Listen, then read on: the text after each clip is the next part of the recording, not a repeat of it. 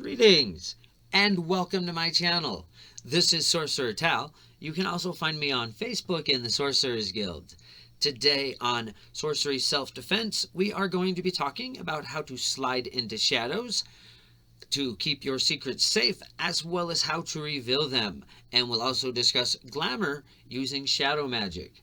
Okay, so before we get into that, there are a few more things about the Shadow Realm and Shadow that we need to discuss before we begin sliding shadow or slipping into the shadow in any way, and that is that the shadow likes to fascinate. And that is of particular interest with tonight's topic, but also in general. The shadow, although it wants to avoid direct perception because it is intended as a thing of mystery, it is only mysterious when we think about it, when we are fascinated, when we are drawn into it and see more depth into it than there potentially is. So it is only when we are perceiving the edge of shadow that it is given form. And as such, the shadow tends to want to fascinate us, keep us focused on that mystery. And shadows will always seem much deeper than they appear. But we can utilize this fact.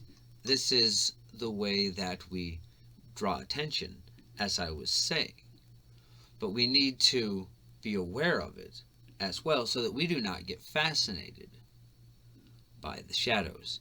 And there is a certain tool that we will be discussing here in just a moment that we use when working with shadow magic that we can then symbolically remove afterwards to take the shadows off of us. And we want to be using something like this anytime that we are working with shadow magic so that we can leave it behind once we are done.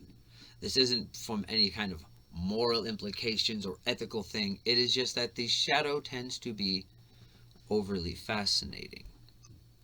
This is a place where we can lose focus and get pulled into just one area.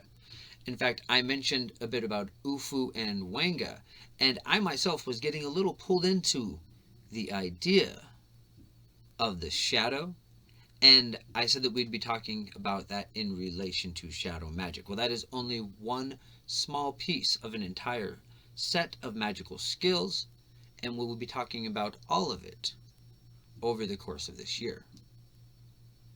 And shadow magic as part of that as well. But anyways, now that that is out of the way, let's talk a little bit more about shadow magic. Now, today we are going to be talking about the fascination aspect of it and how we can use this to slide shadows and draw attention from something or towards something. Okay, so we are first going to be talking about this as meditation, and any time that we are doing a meditation and entering into these shadows, the first thing that we'll want to do is put on that precautionary measure. And that precautionary measure is gloves. And this is more than just symbolic, though of course there's a lot of metaphor in the placing of gloves on your hands to when you are handling something so that you shouldn't touch directly. But there are a few things about the gloves that are going to be involved as well in other aspects of this craft, especially when we talk about necromancy, that are important and allow us to reach in and touch certain realms more easily than we could with just our bare hands. And that is that the gloves need to be made out of something that was once alive. Now, this doesn't mean it needs to be leather. It can be vegan. You need to realize, of course, that cotton is made from a plant, and plants were once alive as well. So this isn't saying that one has to use leather. One can be very vegan or whatever they want about this, but the gloves should be made of something that was once alive, and then have your living hands placed into them so that there is the um, both aspects of the living flesh within the dead. Okay, then. So, to enter into the shadow realm through magic, we need a few things. We need to have some candles lit, which have the light, which then we can place an object in the front of, and then its light absence causes the shadow that we are then reaching into. It's more metaphor than that, but we'll get into that in just a moment. The first thing that we need to do is open a crossroads and have an object present to create said shadow. The object should be fairly nondescript, something that isn't distracting, because we're going to be looking past it. It is not the object itself that is important, even though once you have chosen your shadow object or fetish, you should be using the same one every time. Okay, so you'll place the object in front of you, and then because we are working with the crossroads, we do need to make some symbolism of payment. If you don't smoke, you can burn some incense, like an incense stick, wave it around it 3 times, or pour a little bit of alcohol in front of it in a cup. But I am going to blow smoke at it 3 times.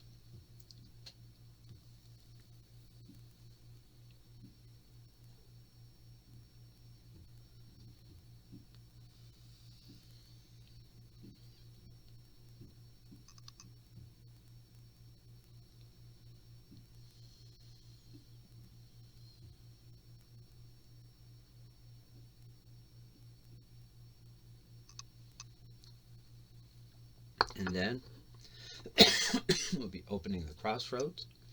And in this particular case, we are opening up with life, death, light, dark, to have the shadow in between. And for this, that is as simply as easy as drawing the lines, imagining life to death, light, dark. And these are very basic concepts that you should be able to hold in your mind. You can do it more than once if you feel it necessary. And it doesn't have to be these particular motions. Often I will do it like this.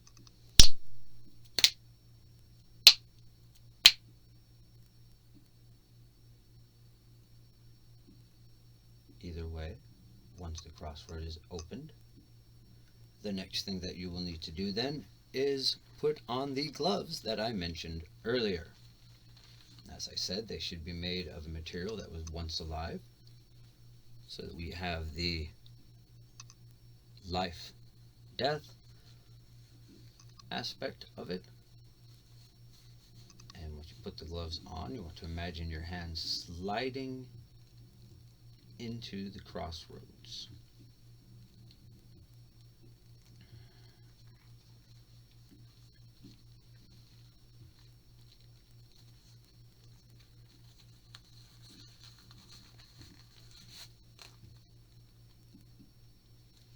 And then look directly at your object.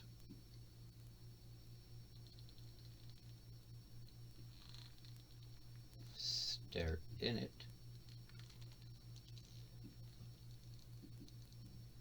And then visualize your hands reaching past. If you are affecting yourself, you will then imagine an image of yourself behind the object. Now, as I said, it is casting a shadow, but of course that shadow is technically off to this side. We're not looking at the physical shadow. Shadow isn't just a thing of light. It is also the concept of mystery and what we can't see. And what we can't see is behind our object. So we're looking behind the object, behind our fetish, and picturing there, behind it, whatever it is that we want to affect. If we are picturing ourselves, we will then, once we are there, imagine shadow moving over wherever it is that we wish to obscure or hide, those secrets that we wish to keep safe. But by doing this, you need to understand that you are also drawing shadow away from other aspects of the self. So this is always going to be a trade-off. And this is where the glamour magic comes in, because this is the part where we draw shadow away from those things we want revealed, those far aspects of us that we want people to see, so that we are more attractive, or whatever it is that we wish to do about ourselves through the glamour. We draw attention to those things by pulling shadow away from that and into those things that we wish to keep secret. And this isn't something that we can do just to the self. If we are wanting to reveal secrets from another person, we will visualize that person on the other side of this object and pull shadow away from their secrets. If you know what it is you want to be revealed, you can picture exactly that secret and draw the shadow away, but you have to put it on something else when you do that. So like I said, there's always that trade-off. And this can be done not just to persons or objects, but can also be done to objects. Now, a lot of this that I am talking about, honestly, is, one could say, unverified personal gnosis, because a lot of this memory is from past lives, but I've been experimenting with it in this life enough, and I'm not completely new to shadow magic or a lot of the concepts in the Ufu and Wanga paradigm that we're going to be working with for the next year or so, but it is something that most of my memory of it comes from past lives. So I am testing some of that myself. And if I'm successful with some of those tests, it might be something that would be noticed by the general public. So I may have updates on that with some of my experiments, but I'm not going to do that part on camera.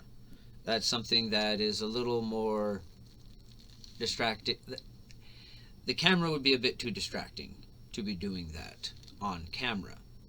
At any rate, I have done some experiments with it since we have begun talking about shadow magic in these videos, and both the experiments that I have done recently were very successful.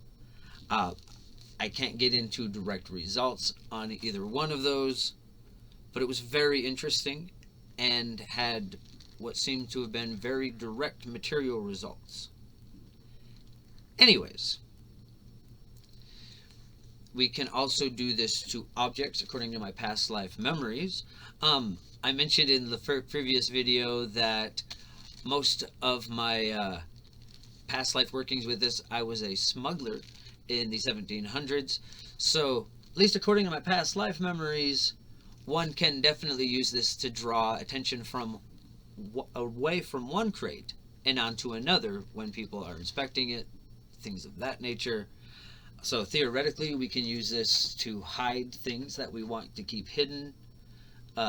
Maybe even if we have a place in the woods we'd rather people didn't go to, this might be a way to keep that area a bit more secret, make it so people don't notice the bit of a trail that you've created by going to that area a few times, things of that nature. Like I said, we'll be doing experiments with this over time, so there will be some updates. Anyways, whatever it is you want to affect, you picture it on the other side of the object. And you draw shadow away from it or towards it and that shadow has to go somewhere else. So if you're trying to hide a location, you picture that location and then imagine an area nearby and draw the shadow away from it and onto the location that you're trying to keep hidden. And that will make it that will make it less noticeable to people. And you could use this on yourself to help yourself be less noticeable as well, by imagining yourself cloaked in shadow, but you're going to have to imagine that some area next to you is some place that draws their attention, and you'll want to keep that in mind. Again, I haven't experimented with that much yet, so there will be updates on that throughout the year. I do have another video on obfuscation and the idea of invisibility, but we may be getting back more into that more over the course of this particular type of magic. Anyways, I'm rambling. Let's get back to it. So, once you have completed your task, you then want to draw yourself back. And imagine your hands coming back onto this side of the object and back into your physical hands. And once you feel yourself back on this side of the crossroads, you then carefully remove the gloves and shake them off. As you do, imagine any shadow that has clung to them flicking back into the shadow realm and away from you, so that we do not have that clinging fascination that can be caused from working with the shadow realm. And then we will need to close the crossroads. So you imagine that closing back.